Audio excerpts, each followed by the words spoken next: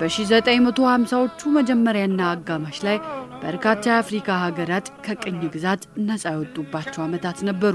የጣሊያን ሶማሊላንድና የብሪቲሽ ሶማሊላንድም በ1952 ዓመተ ምህረት ነፃ ወጡና የሶማሊያን ሪፐብሊክ መሰረቱ። ቀጥሎም ባለ 5 ኮከብ ያለው ባንዲራ አስተዋወቁ። ትርጉሙም በኢትዮጵያ፣ በኬንያ፣ በጅቡቲና ሪፐብሊክ በመሰረቱት ሁለቱ ሶማሊላንዶች የሚገኝ መሬት የሶማሊያ ነው የሚል የታላቋ ሶማሊያን ህልም የሚያመለክት ነበር። ከኢትዮጵያ ሉዓላዊ መሬት ላይም አጠቃላይ ሐረርጌን፣ ባሌን፣ አርሲን፣ ሲዳማንና ከፊል ሸዋን ለመጠቅለል የሚያስችል አዲስ ካርታ አዘጋጁ። ጅቡቲና ኬንያ በቅኝ ግዛት ስር ስለነበሩ ለጊዜው እነርሱን በመተው ነፃ ሀገር በነበረችው ኢትዮጵያ ላይ የተለያዩ የሰርጎ ገብ ጥቃቶችን ይፈጽሙም ጀመር። ኦብነግና ኦነግን የመሳሰሉ ተገንጣይ ቡድኖችን በማቋቋም የእጅ አዙር ጥቃትን አፋፋሙ። ሶማሌዎች በ1953 ዓመተ ምህረት በኢትዮጵያ የተከሰተውን የታህሳስ ግርግርን ተከትለውና በ1956 ዓመተ ምህረት ላይ ከደፈጣ ጥቃት ወደ መጠነ ሰፊ የወረራ ሙከራ አደረጉ። ሆኖም በጊዜው ቀጠናውን ይጠብቅ በነበረውና በጀግናው ሌተናል ጀነራል አማን ሚካኤል በሚመራው 3ኛው አንበሳ ክፍለ ጦር ክፉኛ ተመቶ ተመለሱ። በ1962 ዓመተ ምህረት ወታደሩ ጀነራል ሙሐመድ ዚያድ ባሬ በመፈንቅለ መንግስት የሶማሊያን መንግስት በትረ ስልጣን ተቆጣጠሩ። የታላቋ ሶማሊያ ህልማቸውንም በይፋ ገልጸው ወታደራዊ ዝግጅታቸውን አጧጧፉት። የመንግስታቸው ርዕዮተ ዓለምም በይፋ ሶሻሊዝም መሆኑን አወጁ።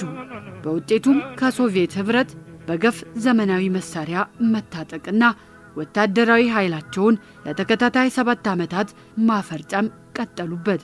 7 እግረኛ ክፍለ ጦር፣ 600 ታንኮችንና ሌሎች የያዘ 4 መካናይዝድ ክፍለ ጦር እንዲሁም 70 አውሮፕላኖችን የያዘ ግዙፍ የአየር ኃይል ገነቡ። በአንጻሩ ኢትዮጵያ ሌላ የታሪክ ሂደት ላይ ነበረች። የካቲት 1966 ዓመተ ምህረት አብዮት ተከትሎ ቀዳማዊ ኃይለ ሥላሴን ከዙፋን አውርዶ መስከረም 2 ቀን 1967 ዓመተ ምህረት ስልጣን ላይ የወጣው ወታደራዊ ደርግ በበርካታ ጉዳዮች ተጠምዶ ነበር። በሰሜን ነፍጥ አንግቦ የሚታገለው ሻዕቢያና ጅብሃ ከአስመራ ከፊል ምጽዋና ባሬንቱ በስተቀር ቀሪውን የኤርትራ ክፍለ ሀገር ተቆጣጥረው ነበር።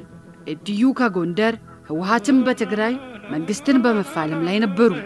በመሃል ሀገርና በሌሎች አካባቢዎችም ኢህአፓና ደርግ በነጭ ሽብርና በቀይ ሽብር ደም ይፋሰሱ ነበር። ተቀናቃኝ ኃይሎችም በመንግስት ላይ የሚፈጽሙት ጥቃት አልበቃ ብሏቸው ሶማሊያ የምታደርገው ጦርነት ልክ ነው፣ አዳሪ ጦርነት የሚያደርገው ደርግ ነው በማለት ሻዕቢያ፣ ህወሓት፣ መኢሶን፣ ኢህአፓ፣ ኦነግና ጀብሃ የፕሮፓጋንዳ ድጋፋቸውን ለሶማሊያ ይሰጡ ነበር። በውጤቱም ኢትዮጵያ እጅግ ተዳክማ ነበር። በአጠቃላይ ዚያድ ባሬ ያንን ሁሉ ግዙፍ ወታደራዊ ዝግጅት ሲያደርግ የኢትዮጵያን የመንግስት ስልጣን የያዘው ደርግ ግን ከንጉሱ የተቀበለው 4 ክፍለ ጦሮች ብቻ ነበሩት። እነርሱም 1ኛው ክፍለ ጦር ወይም ክቡር ዘበኛ፣ 2ኛው ክፍለ ጦር ኤርትራ የነበረው፣ 3ኛው ክፍለ ጦር ደግሞ ምስራቅ ወይም ኦጋዴን የነበረውና 4ኛው ክፍለ ጦር ደቡብ ነገሌ ቦረና የነበረው ናቸው። ከእነዚህ ውጭ ተጨማሪ ኃይል አሰልጥኖና አስታጥቆ ወደ ሰራዊቱ አልጨመረም ነበር። ጄኔራል ዚያድ ባሬ የጦርነቱ ውጥረት እያየለ ሲመጣ የተለያዩ የማሸማገል ጥረቶች በተለያዩ አካላት ቀጥለው ነበር። የመጨረሻው የፊደል ካስትሮ ደቡብ የመን ኤደን ላይ ለማሸማገል ያደረጉት ጥረት በዚያድ ባሬ እብሪት ምክንያት ከሸፈ። ፊደል ካስትሮም በዚያድ ባሬ መጠን ያለፈ ንቀት እጅጉን ተቆጡ። በዓለም አቀፍ ህብረተሰባዊነት መርህ መሰረትም ኢትዮጵያንም ማገዝ እንዳለባቸው ወሰኑ። እያንዣበበ ያለው የመወረር አደጋ ያሰጋቸው የወቅቱ የኢትዮጵያ ፕሬዝዳንት መንግስቱ ኃይለማርያም ሚያዝያ 4 ቀን 1969 ዓመተ ምህረት በብሔራዊ የቴሌቪዥን ጣቢያ ብቅ ብለው ታሪካዊውን የእናት ሀገር ጥሪ መልእክት ለህዝባቸው እንዲህ በማለት አስተላለፉ። ሀገርህን፣ ህልውናህንና አብዮትህን አድን፣ ተነስ፣ ታጠቅ፣ ዝመት፣ እናሸንፋለን ብለው ተናገሩ። ጓድ መንግስቱ ኃይለማርያም የእናት ሀገር ጥሪውን ተከትሎ ከአራቱም የኢትዮጵያ ማዕዘናት ለሀገሩ ሉዓላዊነት ቀናኢ የሆነው ህዝብ በገፍ ወደ ታጠቅ ማሰልጠኛ ጣቢያ ተመመ። በመጀመሪያ የከፋ ክፍለ ሀገር ዘማች ሚሊሻ፣ ቀጥሎ የጎጃም ክፍለ ሀገር ሚሊሻ እያለ ወደ 300 ሺህ የሚጠጋ ህዝባዊ ሰራዊት ለስልጠና ታጠቅ ከተመ። ታጠቅ አዲስ ማሰልጠኛ ጣቢያ ነበር። 300 ሺህ ለሚሆነው ሰልጣኝ የሚበቃና የሚመች መሰረተ ልማት አልነበረውም። ታጠቅ በቂ መጠለያ፣ በቂ ማብሰያ፣ በቂ መጸዳጃ፣ በቂ ጠመንጃና ሌሎችም አልነበረውም። ወቅቱም ዝናብ ይጥል ስለነበር የጭቃው ነገርም ለስልጠናው ስራ በእንቅርት ላይ ጆሮ ደግፍ ነበር። ከሐረር ጦር አካዳሚና ከሆለታ ገነት ጦር ትምህርት ቤት ስልጠና ላይ የነበሩት እጩ መኮንኖች ትምህርታቸውን አቋርጠው ከሌሎች የጦር ክፍሎች ከተውጣጡ አሰልጣኞች ጋር በመሆን ሰልጣኝ ህዝባዊ ሰራዊቱን ለማሰልጠን ታጠቅ ከተመ። የእናት ሀገር ጥሪውን የተቀበለው የአዲስ አበባና የአካባቢው ህዝብም ዘማች ሚሊሻውን ሊደግፍ ወደ ታጠቅ ተመመ። የእድር ድንኳኖች፣ የማብሰያ ድስቶች፣ የመመገቢያ ሰሃኖች፣ የመጠጫ ኩባያዎች በገፍ ወደ ታጠቅ ተጫኑ። እናቶች በአድዋው ዘመቻ የፈጸሙትን ገድል ለካራ ማርያም ደገሙት። በጉዟቸው ላይም ማን ይፈራል ሞት፣ ማን ይፈራል ለእናት ሀገር ሲባል በማለት የእነሱንም የዘማቾቹንም ወኔ ያበረቱት ነበር። በስራቸውም በፈረቃ ለሰልጣኙ እርጥብ ምግብ ያዘጋጃሉ። ሚሊሻው ወደ ግንባር ይዞት የሚሄደውን ደረቅ ስንቅ ይቋጥራሉ። ወንዶችን በፊናቸው እንጨት ይፈልጣሉ፣ ውሃም ይቀዳሉ፣ የሰልጣኙን ልብስ ያጥባሉ። ኢትዮጵያ የቶሎ ቶሎ ስልጠናውን በተያያዘችው ወቅት ለተከታታይ 10 ዓመታት ሲሰለጥንና በገፍ ሲታጠቅ የነበረው የዚያድ ባሬ ኃይል ሐምሌ 3 ቀን 1969 ዓመተ ምህረት ላይ በሰፊው የኦጋዴን ክልል ላይ በርቀት ነጥቦች ላይ ተራርቀውና እርስ በርስ ለመረዳዳት በማይችሉበት ሁኔታ የነበሩትን የሶስተኛ ክፍለ ጦር አካል የሆኑትን የኢትዮጵያ ጦር ሰራዊቶችን የተለያዩ ክፍሎችን መግፋት ጀመረ። የኢትዮጵያ ሰራዊት የሚቻለውን መከላከል ቢያደርግም በነበረው ከፍተኛ የኃይል ያለመመጣጠን ምክንያት ሰራዊቱ እየጣለና እየወደቀ ለማፈግፈግ ተገደደ። ሶማሊያም ገላዲን፣ ቀብሪ ዳሃር፣ ደገሃቡር፣ ጎዴ፣ ሙስታሂል፣ አይሻ ወይም ደወሌ፣ ገርባሳ፣ ጭናቅስንና በሌሎች የሚገኙ የሰራዊት ክፍሎችን በመግፋት በምስራቅ 700 ኪሎ ሜትር በደቡብ 300 ኪሎ ሜትር ጣልቃ በመግባት የኢትዮጵያን ሉዓላዊ ግዛት በኃይል ተቆጣጠረች። ጅግጅጋን ተቆጣጥረው የሐረርን ከተማ በመድፍ ቀለበት አስገብተው መደብደብ ተያያዙት። የድሬዳዋም ከተማ አፍንጫ ስር ደረሱ።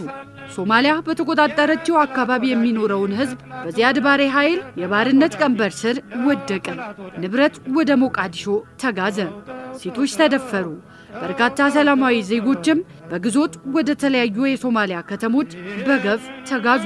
በወቅቱ ሶማሊያ እጅግ ዘመናዊውን ስታሊን ኦርጋን ወይም ቢኤም ጨምሮ አይነተ ብዙ ሩሲያ ሰራሽ የጦር መሳሪያ ታጥቃ የነበረ ሲሆን ኢትዮጵያ በብዛት የታጠቀችው የአሜሪካ ሰራሽ መሳሪያ ነው።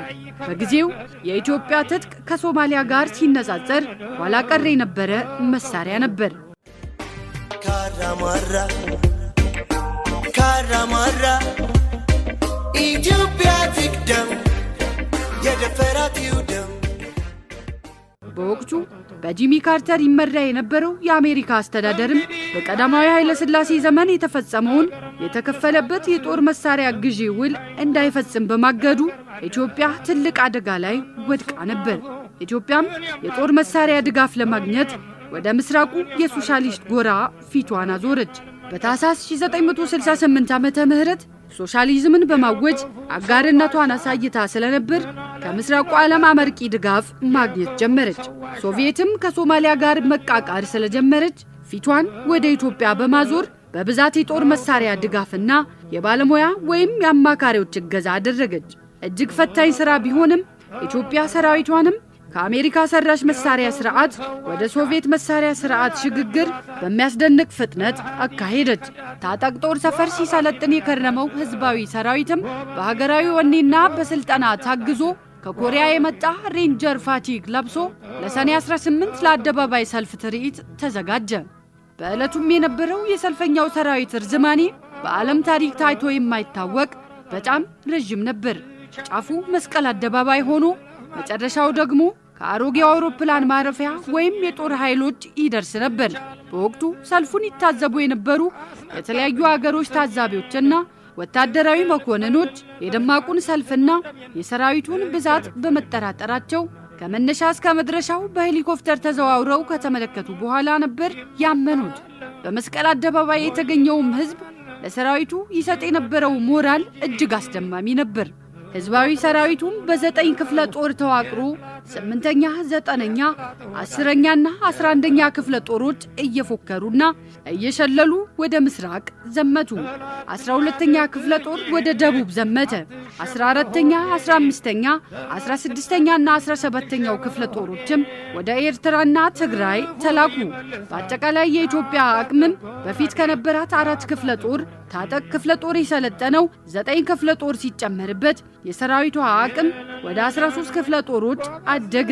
የሶሻሊስት ኩባ ፕሬዝዳንት ጓድ ፊደል ካስትሮም አንጎላ ከነበረው ሰራዊታቸው 18000 ያህል የእግረኛ ተዋጊና የሜካናይዝድ ኃይል ከሕክምና ባለሙያዎች ጋር በጀነራል ኦርላንዶ ኦቾሃ አማካይነት እየተመራ ወደ ኢትዮጵያ እንዲንቀሳቀስ አዘዙ።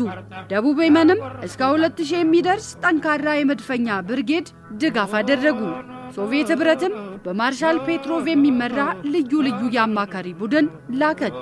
በመቀጠል በከፍተኛ እልህና ቁጭት የተሞላው ህዝባዊ ሰራዊት ከመደበኛ ጦሩ ጋር በመቀላቀል በታጠቀው ሀገራዊ ፍቅርና ጎኔ ታግዞ በበርካታ ግንባሮች ተሰልፎ ነባሩን ጦር በማጠናከር የሶማሊያን ተጨማሪ መስፋፋት መግታት ጀመረ። በጀግንነት ጥሎ መውደቁን ተያያዘው። ይህም አልበቃ ብሎት በወረራ ከተያዘው ህዝብ ጋርም እየተባበረ የሶማሊያን ወራሪ ማርበድበዱን ተያያዘው። ይህ ሀገርን ከወረራ ለማዳን ርብርብ በሚካሄድበት ወቅትም ከመነሻው የሶማሊያን ወረራ ደግፎ የቆሙ እንደ ኢሃፓ አይነት ኃይሎች በጦሩ ውስጥ አስርገው ባስገባቸው ኃይሎች ርብርብ ላይ የነበረውን የኢትዮጵያን ሰራዊት በሚያሳዝንና በሚያሳፍር መልኩ ከኋላው ይወጉት ነበር። በጣት የሚቆጠሩ አውሮፕላኖችን ግን እጅግ የበቁ አብራሪዎቹን የያዘው ጀግናው የኢትዮጵያ አየር ኃይልም ዓለምን ባስደመመ የመዋጋት ብቃቱ በቁጥርና በዘመናዊነት የሚበልጡትን የሶማሊያን ሚጎች በአየር ለአየር ውጊያ ከሰማይ ወደ መሬት እንደ ዝናብ ያራግፋቸው ጀመር። በአጭር ጊዜ የሶማሊያን ጄቶች ከኢትዮጵያ የአየር ክልል ካጸዳ በኋላ የሶማሊያ ግዛት ዘልቆ በመግባት የነዳጅ ዲፖዎችን፣ የስንቅና ትጥቅ መጋዘኖችን፣ የአውሮፕላን መንደርደሪያ ሜዳዎችን ማውደም ጀመረ። አከታትሎም በሰፊው ወደ አውደ ግንባር የተጠመዱትን እሳት የሚተፉትን የጠላትን ስታሊን ኦርጋኖችን ላንቃቸውን ዘጋቸው። የእደላ መስመሮችንም ቆረጣቸው። የአየር ኃይሉ ጀግኖች አብራሪዎቹ ያለምንም እረፍት በመብረር በአጠቃላይ የወራሪውን ኃይል አናታናትን እየቀጠቀጡ አዳከሙት። የአየር ኃይሉን ሽፋን እየተጠቀመም ህዝባዊ ሰራዊቱ ከህዳር አጋማሽ 1970 ዓመተ ምህረት ጀምሮ በመከላከል ደረጃ ወደ ሰፊ የመልሶ ማጥቃት ዘመቻ ተሸጋገረ። መሪር መስዋዕትነት እየተከፈለ የሶማሊያን እግረኛና ሜካናይዝድ ጦርን አከርካሪ መስበሩን ቀጠለበት። በጠላት ከበባ ወድቀው የነበሩት ድሬዳዋንና ሐረር ከተሞችን ከጠላት መንጋጋ አስጥሎ ለቀጣዩ ወሳኝ ፊልሚያ ተዘጋጀ። የካቲት 23 ቀን 1970 ዓመተ ምህረት የአድዋ ድል ዕለት የኢትዮጵያ ጦር በጭናክሰን እና በቆሬ በኩል ወደ ጅግጅጋ አቅጣጫ የተጠናከረ ቅንጅታዊ የጎ ማጥቃት ዘመቻ ከፈተ። የሶማሊያ ጦርም ጥቃት ይመጣብኛል ብሎ ካልጠበቀው አቅጣጫ በመወጋቱ ተደናገጠ። ጅግጅጋንም ላለመልቀቅ ተሟሟተ። ሶማሊያ በዚህ መደናገጥ ውስጥ እያለች ከጄልዴሳ ግንባር ሌላ ጥቃት ተከፈተባት። የሶማሊያም ሰራዊት ጅግጅጋን ከለቀቀ ትልቅ የሞራል ውድቀት እንደሚገጥመው ያውቅ ነበር። ከጅግጅጋ በስተምዕራብ በኩል ባለው ካራማራ ተራራ ላይ ማዘዣ ጣቢያውን በመስራት በከፍተኛ ደረጃ ተከላከለ። ሆኖም በለስ አልቀናውም ነበር። ጥቃቱ በሁሉም ግንባር የተከፈተ በመሆኑ አጋዥ ሰራዊት ከየትም ማንቀሳቀስ አልቻለም። በውጤቱም የካቲት 26 ቀን ረፋድ ላይ በካራማራ ከባድ ሽንፈትን ተጎነጨ። በመሆኑም ከሞትና መቁሰል የተረፈው የጠላት ሰራዊት መሳሪያውን እያንጠባጠበ ጅግጅጋን በመልቀቅ ወደ ሐረርጌሳ መስመር ፈረጠጠ። እሁድ የካቲት 26 ቀን 1970 ዓመተ ምህረት ላይ በአካባቢው የነበረ ሰራዊት ወድቃና ተዋርዳ የነበረችውን ሰንደቃችንን መልሶ ከፍ አድርጎ በክብር ሰቀለ። እናም እንዳይድን እንዳይሽር ተደርጎ የተሰበረው የዚያድ ባሬ ተስፋፊ ኃይል በቀጣይ ቀናቶች ጦርነቱን በይፋ አቁሞ በወረራ ተቆጣጥሯቸው ከነበረው ከቀሪ የኢትዮጵያ ሉዓላዊ መሬቶች ተጠቃሎ ወጣ። ይህ ድል እውን እንዲሆን ግን የበርካታ ውድ ኢትዮጵያውያን የደምና የአጥንት መስዋዕትነት አስፈልጎ ነበር። ከኢትዮጵያውያን በተጨማሪም የወንድም ሕዝብ ልጆች የሆኑት የኩባውያንና የደቡብ የመናውያን ውድ የህይወት መስዋዕትነት ተከፍሎበታል። የካራማራ ድል ኢትዮጵያውያን ለሀገራቸው ሉዓላዊነት ያላቸውን ቀናይነት ቀፎ እንደተነካ ንብ በህብረት በመቆም ገልጸውታል። ለሰንደቃቸው ያላቸውን ልባዊ ፍቅርም ውድ መስዋዕትነት በመክፈል በደማቅ የደም ቀለም ጽፈውታል። ለዘመናት የተገመደው የማይበጠስ አንድነታቸውን በደም ፈሳሻቸውና በአጥንት ፍላጫቸው በድጋሚ በጽኑ መሰረት ላይ ገንብተውታል። ከታላቁ የአድዋ ድል ቀጥሎ የኢትዮጵያውያን ህብረትና አንድነት ማሳያ የሆነው የካራማራ ጦርነት ለማመን የሚቸግሩ በጀብድ የተሞሉ ጀግንነቶች በተናጠልና በቡድን ተከናውነውበታል። ሁሉም ኢትዮጵያዊ ከአራቱም የሀገራችን ማዕዘናት የብሔርና የሃይማኖት አጥር ሳያግዱት በጠነከረ የአንድነት መንፈስ በመላበስ ደሙን አፍስሶ አጥንቱን ከስክሶ ነው ይህንን ታላቅ ድል ማስመዝገብ የቻለው። ዘላለማዊ ክብርና ሞገስ ለጀግኖቹ የካራማራ ሰማዕታት ይሁን። ማርታ ታምሩ ነበርኩ። ሰናይ ጊዜ። ምኞቴ በሕይወቴ ለራሴ በፊት ለኢትዮጵያ እናቴ